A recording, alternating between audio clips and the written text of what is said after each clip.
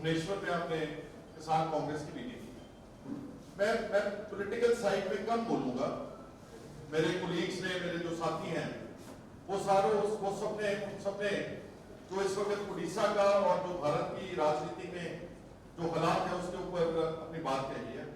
क्योंकि मेरे को किसान और खेत मजदूर, मैं खेत मजदूर को उतनी ही अहमियत देता हूँ गरीब आदमी को, चाहे वो कोई है, क्योंकि वो खेती से किसान के साथ जुड़ा हुआ। अगर किसान का भविष्य खराब है तो खेत मजदूर, गरीब आदमी, चाहे उसमें सब लोग आ जाते हैं, चाहे ओबीसीज हैं, चाहे एससी हैं, एसटी हैं, आदिवासीज हैं, tribals, they all come under this cover. So मैं उनकी बात करूंगा। आज सबसे दुख की बात यह है आज कि जैसे पहले कहा गया कि भारत जो है वो अप्रोक्सीमेटली 60 से 70% गांव में रहता है, ग्रामीण भारत है। लेकिन जितनी भी तरक्की हो रही है, जो गवर्नमेंट फोकस कर रही है, जो पैसा लगाया जा रहा है सारे भारत का, वो सारा अर्बनाइजेशन, शहरों की तरक्की के लिए हो रहा है। शहरों में अच्छे हॉस्पिटल हैं, शहरों में ही पढ़ाई के अच्छे इंस्टीट्यूशंस हैं, शहरों में ही सारा फोकस जो है वो किया जा रहा है। गांव जो असल रीढ़ की हड्डी है भारत की, और भारत प्राइमरीली खेती और एक ग्रामीण एग्रेरियन स्टेट है, कंट्री है। जब तक आप 60-70% लोगों के ऊपर ध्यान नहीं दोगे तो कैसे खुशहाली आ सकती है। अभी जो पार्लियामेंट का सेशन चल रहा है, जिसमें राज्यसभा में इंफॉर्मेशन आई कि जो हमारी बीजेपी की मोदी साहब की सरकार है, उन्होंने पिछले 5 सालों में 10 लाख करोड़ रुपया ताकतवर कॉर्पोरेट घरानों लोगों का, बिजनेसमैन का, व्यापारियों का माफ कर दिया है 5 साल। अब किसान देखे हुआ वो जो माफ किया गया वो कुछ सैकड़े में होंगे, 100 परिवार होगा, अंबानी, अडानी, टाटा, बिरला, महिंद्रा, ये सारे जो कुछ चंद लोग हैं। जबकि जो किसान है वो करोड़ों परिवार खेती में लगे हुए हैं, खेत मजदूर और किसान। हमारे पंजाब में 11 लाख किसान परिवार खेती करते हैं, उनका कर्जा 1 लाख करोड़ रुपया है। 1/10, 10वां हिस्सा जो मोदी साहब ने अभी अमीरों का माफ किया है, और वो 11 लाख परिवार का है, लेकिन उनको कोई किसी तरह की कोई सहूलत, कोई उनका कर्जा माफी कुछ नहीं किया था। और इसी की वजह से सारे भारत का किसान और खेत मजदूर इस वक्त वो कर्जई है, वो गरीब हो चुका है, उसके बच्चे नहीं अच्छी तरह पढ़ सकते, वो अपने परिवार का इलाज नहीं करा सकता, और अल्टीमेटली ये सब कारणों के कारण वो आत्महत्या कर रहा है। सब स्टेट में आत्महत्या। आपकी स्टेट में वाले मेरे को सुबह मिले थे अमिया कुमार, जिन्होंने बोला कि यहाँ पर भी काफी बड़ी मात्रा में किसानों ने और खेत मजदूरों ने आत्महत्या की। तो आत्महत्या तो होगी अगर किसान, हमारी जो सरकार जिसको हम लोग वोट डालते हैं, 60-70% जो लोग वोट डालते हैं उनका कोई प्रोग्राम ही नहीं है। आप यहाँ फसल बीमा की बात कर रहे हैं, कोई भी प्रोग्राम आपके लिए नहीं बनाया जाता। वो बनाया जाता है दिल्ली के आलीशान एसी कमरों में बैठ करके आलीशान लोगों के। और मैं एक आपको छोटा सा उदाहरण देना चाहता हूँ कि इस वक्त हमारे देश की जो अमीर और गरीब का जो डिफरेंस है वो कैसे बढ़ रहा है। एक इंटरनेशनल ऑर्गेनाइजेशन है, उसको बोलते हैं ऑक्सफैम, विदेश की है। वो जो हमारे थर्ड वर्ल्ड कंट्रीज हैं, जो हमारे पछड़े हुए देश हैं, जैसे भारत है, पाकिस्तान है, बांग्लादेश है, और ये ऐसे देशों का वो जो वहां पर गरीबी रेखा में लोग रहते हैं, वो उस पर रिसर्च करते हैं। ऑक्सफैम, उन्होंने अभी जो लेटेस्ट रिपोर्ट है, उन्होंने बोला कि over a period of time, समय चलते चलते चलते इतना ज्यादा जो देश का, भारत का अमीर आदमी ने इस सारे देश की संपत्ति के ऊपर कब्जा कर दिया। उसने कितना बोला है, फिगर आप सुन के हैरान होंगे। उन्होंने बोला कि सिर्फ 1% लोग हैं जो भारत के, ओनली 1%, उन्होंने इस देश का 73% जो स्रोत, सरमाया, संपत्ति को जमा कर। 1% controls India's 73% वेल्थ। अब आप मेरे को बताएं कि जो बकाया जो 99% है, उनके पास सिर्फ चौथा हिस्सा वेल्थ है इस देश में। सिर्फ 99% है only to live by only one fourth of this country's wealth। तो फिर आपके चेहरों के ऊपर खुशहाली कैसे आएगी? आपके बच्चे कभी तरक्की कर ही नहीं पाएंगे। और जो पिछड़े वर्ग के लोग हैं, जो गरीब हैं, वो और गरीब हो रहे हैं, क्योंकि जो हमारे अमीर आदमी हैं वो सब हर चीज के ऊपर कब्जा कर रहे हैं। हमारा रेलवे भी प्राइवेटाइज हो रहा है, हमारे जहाज प्राइवेटाइज कर दिए, हमारी शिक्षा प्राइवेटाइज कर दी, हमारा हेल्थ केयर सिस्टम प्राइवेटाइज कर दिया, सब कुछ प्राइवेटाइज कर दिया, और सब कुछ थोड़े से लोगों के हाथों में चला गया। ये सबसे बड़ी समस्या है। आपके जो यहाँ अध्यक्ष नए बने हैं, आई कैन इमेजिन वो यूथफुल लीडर हैं, अच्छे हैं। मैं इनसे भी रिक्वेस्ट करूंगा कि देखिए, जो किसान है और किसान कांग्रेस है, इसको अपनी स्टेट में ज्यादा मजबूत है, क्योंकि सबसे मैं रिस्पेक्ट करता हूं बाकी ऑर्गेनाइजेशन की, लेकिन धरती से जुड़ी हुई सबसे ज्यादा बड़ी ऑर्गेनाइजेशन आप लोगों की है। आपको अहमियत मिले, और मैं अपनी पार्टी के हाईकमान से बात करूंगा तो उसको फ्रंटल ऑर्गेनाइजेशन में लेकर आए। It is one of the most important wing of the party. अगर आप 60-70% लोगों को अपने मेन फ्रंटल में लेकर आएंगे तो फिर कैसे पार्टी का काम चलेगा? ये बात वहां पर की जाए। अब उड़ीसा के बारे में जो मेरे को जानकारी है कि बहुत थोड़े से लोगों को एमएसपी मिलती है। पंजाब में हमारे बहुत अच्छा मंडी सिस्टम है, एमएसपी हमारे को काफी अरसे से जो मिलती है, लेकिन इसके बावजूद पंजाब का किसान, आपको लगता है बाहर से तस्वीर देखते होंगे कि शायद पंजाब का किसान जो है वो बहुत प्रफुल्लित है, ऐसी बात नहीं है। पंजाब का किसान भी गरीब हो रहा है। पंजाब का किसान सबसे ज्यादा आत्महत्या पंजाब में हो रही है। पंजाब का किसान 1 लाख करोड़ के कर्जे हो गया, क्योंकि हमारे को कीमतें ठीक नहीं मिली। मैं आपको छोटा सा उदाहरण देता हूं, आपसे कुछ बड़ी उम्र के लोग बैठे हैं, समझ जाएंगे। आज से 50 साल पहले अप्रोक्सीमेटली 3 क्विंटल गेहूं बेचते थे तो 1 तोला सोना मिलता था हमारे। मैं आपको महंगाई की दर के बारे में समझाना चाहता हूं। 50 साल के बाद सबने तरक्की की, इंडस्ट्रियलिस्ट ने तरक्की की, एम्प्लॉयज ने तरक्की की, एम्प्लॉयज के साथ पे कमीशन बैठ के, और जो मिडिल क्लास है उसने भी तरक्की की, प्राइवेट सेक्टर ने तरक्की की। एक सिर्फ किसान और खेत मजदूर जो 50 साल में डाउन गया। आज अगर हमें 1 तोला सोना खरीदना हो, वी नीड टू सेल, हमको 25 क्विंटल गेहूं बेचनी पड़ती है, तो तब जाकर के 1 तोला सोना। This is the quantum of inflation.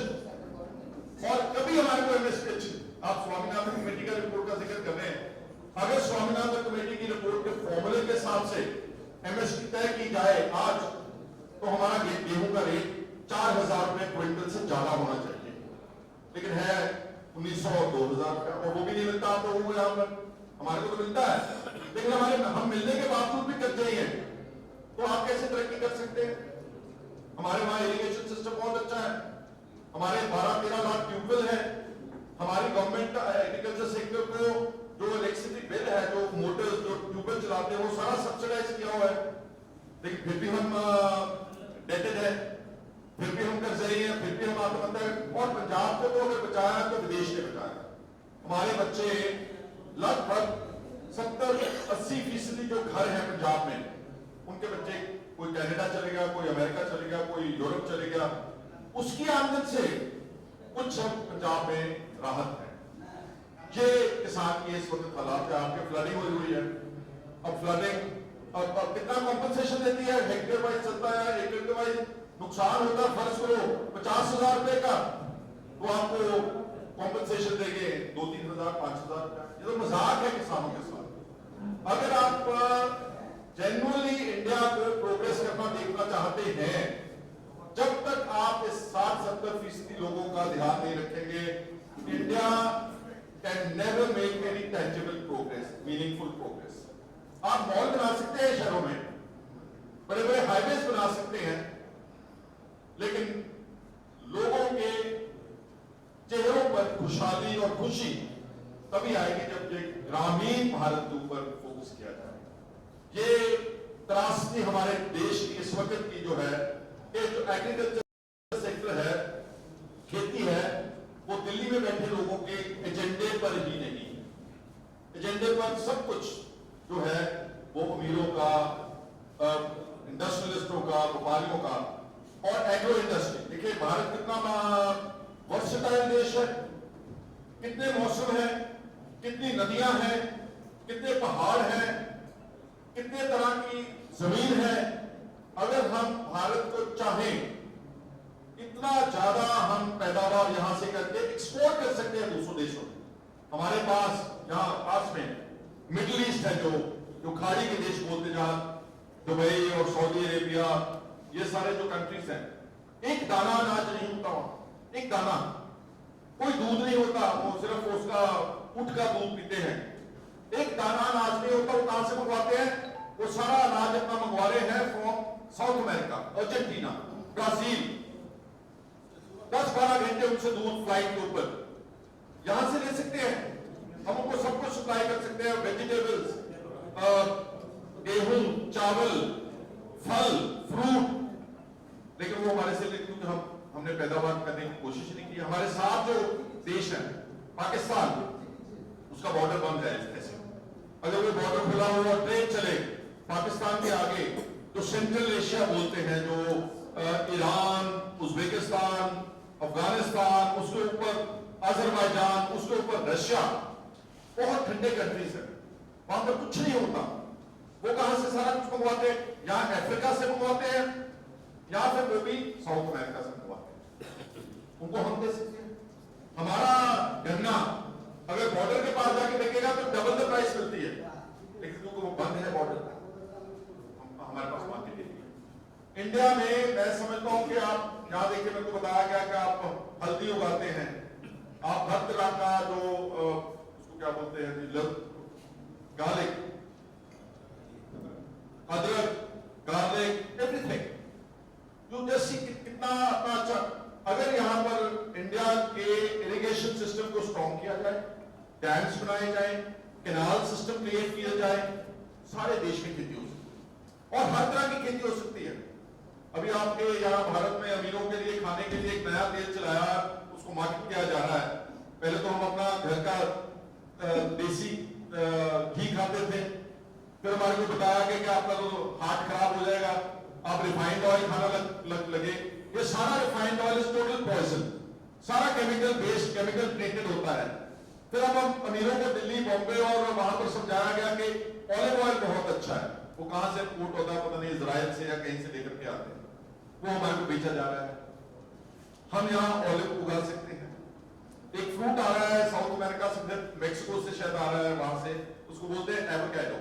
वो पता नहीं 1,500 या 1,000 रुपए किलो है। सब अमीर लोग इसलिए खा रहे हैं कि उसका कंटेंट, उसमें बहुत विटामिन है, उसमें बहुत ऐसे तत्व हैं जो अपनी सेहत को ठीक रखेंगे। वो यहाँ पैदा किया जा सकता है, लेकिन किसी ने कोशिश ही नहीं की, क्योंकि हम सोए हुए हैं, हम लोग सोए हुए हैं। हम अपने अधिकारों के लिए उठते नहीं, जागते नहीं, मांगते नहीं। पंजाब ने आंदोलन किया, आपने देखा वहां पर दिल्ली में, सब बोलते हैं कि मोदी जो है वो अपनी बात कभी वापस नहीं लेता, जो कानून एक बार बना दिया, जो बोल दिया वापस नहीं लेता। लेकिन हमारे किसानों ने दिल्ली में आकर के 1.25 साल बैठे हुए, पंजाब, हरियाणा, राजस्थान, उत्तराखंड और यूपी, और उसमें से 80% पंजाब का फार्म। 1.25 साल बैठ करके मोदी साहब की बाजू को रोड़ी और उसको बोला कि किसान काले कानून बनाए, वापस लो। इसको बोलते हैं ताकत। आपकी ताकत है, हमारी ताकत कुछ नहीं है सर। आप ऐसे नहीं, आपकी ताकत है लोक शक्ति में, जमहूरियत में लोगों की शक्ति है। अगर आप सारे इकट्ठे हो जाए किसी तरह से, किसान, खेत मजदूर, ये किसी भी सरकार से कुछ भी करवा सकते हैं। अगर आप फर्ज करो उड़ीसा में से, तो आपकी बात नहीं मान रही है ये बीजेपी की सरकार, कोई नीति नहीं दे रही, कोई बीमा नहीं दे रही, कोई गेहूं के भाव नहीं दे रही, कोई मंडी सिस्टम नहीं दे रही। 50,000 आदमी यहाँ भुवनेश्वर में आकर उसका घर घेर लेगा, कहां जाएगा वो? उनको बताओ, कहीं जा सकता है? ये हमने वहां पर स्ट्रगल करके, एजुकेट करके पंजाब के किसानों ने देश को बताया कि ऐसे चलता है। उर्दू में कहावत है, आवाज़े खलकत नगाराए खुदा, आपकी आवाज में भगवान की आवाज है। तो इसलिए अपने हकूक को पहचाने, उठे, हमारी जो ऑर्गेनाइजेशन है इसको स्ट्रॉन्ग करें। इसको स्ट्रॉन्ग करेंगे, कांग्रेस स्ट्रॉन्ग होगी यहाँ उड़ीसा में। और 9 से 90 तभी पहुंचोगे जब 60% के लोग वहां आपके साथ गांव से उठ करके चलेंगे। आदिवासियों का, ट्राइबल्स का, ओबीसी का, बैकवर्ड क्लासेस का विशेष तौर के ऊपर ध्यान रखा जाए। उनको हर सिस्टम में उनको पार्टनर बनाया जाए, स्टेक होल्डर, उनको भाग्य अपना क्या बोलते हैं उसको बनाया जाए, भाईवाल, तभी चलेगी सारा पार्टी का सिस्टम और देश चलेगा सारा। समय इजाजत नहीं देता, बहुत कुछ कहा जा सकता है। मैं पंजाब से हूँ। मेरे पिताजी को पहले मैं आपको बताना भूल गया, मेरे पिताजी वैसे अकाली दल में थे, जो वहां की पुरानी रीजनल पार्टी है, और 80 के दशक में और उससे पहले इमरजेंसी में उन्होंने पार्टिसिपेट किया। तो उनको डिटेन किया जाता था, पॉलिटिकल डिटेंशन, पंजाब के लोगों को बाहर लेकर जाते थे, उसको बोलते थे नेशनल सिक्योरिटी एक्ट लगा देते थे 1 साल के लिए नजरबंद। कभी कहीं ये क्योंजर की जेल में वो यहाँ लेकर गए, तो नहीं है इस दुनिया में। वो शिक्षा मंत्री थे पंजाब के, क्योंजर जेल में भी यहाँ उनको रखा गया, हजारीबाग में रखा गया। सो मैं आप सबका बहुत शुक्रिया अदा करता हूँ, स्पेशली पीसीसी प्रेसिडेंट ने, अपना ओपीसी प्रेसिडेंट ने जो अपना टाइम निकाला है, इतना शरद नायक जी ने और सारे सीनियर लीडर्स ने, उनका बहुत मैं आभारी हूँ, धन्यवाद करता हूँ। और आमिर पटनायक जिन्होंने आपसे मिलाने का जो हमारा कराया, ये मीटिंग कराई, उनका भी मैं बहुत शुक्रिया अदा करता हूँ। आप सबका खास तौर के ऊपर, आप पता नहीं कोई 300-400 किलोमीटर, 200-250 किलोमीटर से चल कर आए हैं। मैं देख रहा हूँ आप सब वहां पर पहुंचे हैं। आप सबका अभिनंदन करता हूँ, शुक्रिया अदा करता हूँ, धन्यवाद करता हूँ। और जैसे हमारे एमएलए साहब बोल के गए थे, आप कोई प्रोग्राम एजुकेशन का रखेंगे तो जहां भी आप मेरे को बुलाएंगे, मैं आपके साथ सबसे आगे करूंगा, सबसे आगे। क्योंकि हक जो है ना, वो इस आज के युग में कोई बिना मांगे नहीं देता।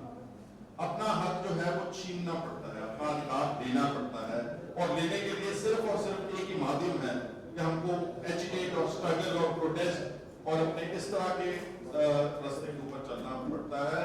पंजाबी में ना एक कहावत है, मैं आपको पंजाबी में बोलकर बताता हूँ, कहते हैं साडा हक इत्थे रख, हमारा राइट यहाँ रख।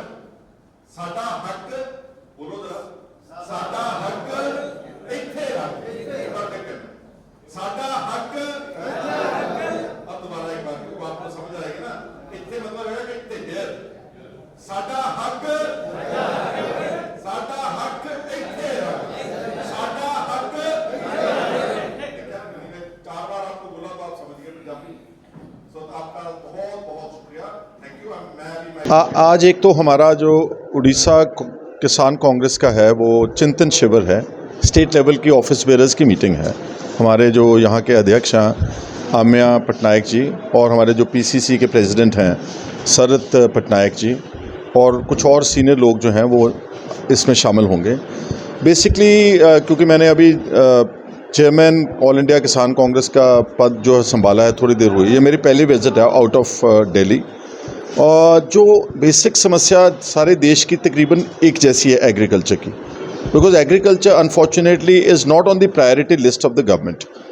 सारे देश की सरकारें और ख़ास तौर के केंद्र की सरकार, वो सब लगे हुए हैं कि अर्बनाइजेशन की तरफ, शहरों को मजबूत करने में लगे हैं, जबकि देश के 60 से 70% लोग जो हैं वो गांव में रहते हैं। रूरल इंडिया है, और India basically is an agrarian economy. We welcome all other industries, but किसी भी गवर्नमेंट ने एग्रीकल्चर ऊपर फोकस नहीं किया।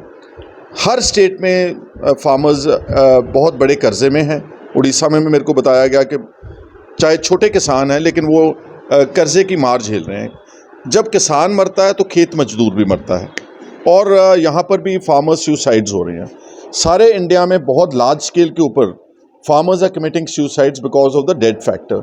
और जो हमारी फसल है उड़ीसा में तो बहुत बेयर मिनिमम MSP है, minimum support price. Although in Punjab and Haryana we have a proper infrastructure where we get minimum support price for paddy and for wheat particularly, लेकिन उड़ीसा जैसी स्टेट में शायद 6% लोगों को, फार्मर्स को यहाँ पर MSP मिलती है। बाकी जो है 94% उनको पूछने वाला नहीं है। और जो एमएसपी देते भी हैं हमारे को यहाँ पर इस देश की सरकार, वो कभी भी इन्फ्लेशन से कोरिलेट नहीं करती। जैसे पिछले 50 साल में जितनी इन्फ्लेशन हुई, प्राइस इंडेक्स हुआ, कीमतें बढ़ी, एम्प्लॉयज़ के साथ पे कमीशंस बैठे, उनकी तनख्वाहें बढ़ी, इंडस्ट्री ने बहुत कई गुना तरक्की की, लेकिन फार्मर जो है और किसान है और खेत मजदूर वो ऊपर से नीचे को गया है।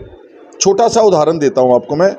आज से 50 साल पहले आप एक तोला जो है सोने का, 1 gram of gold, we could purchase it by selling about 3 quintals of wheat.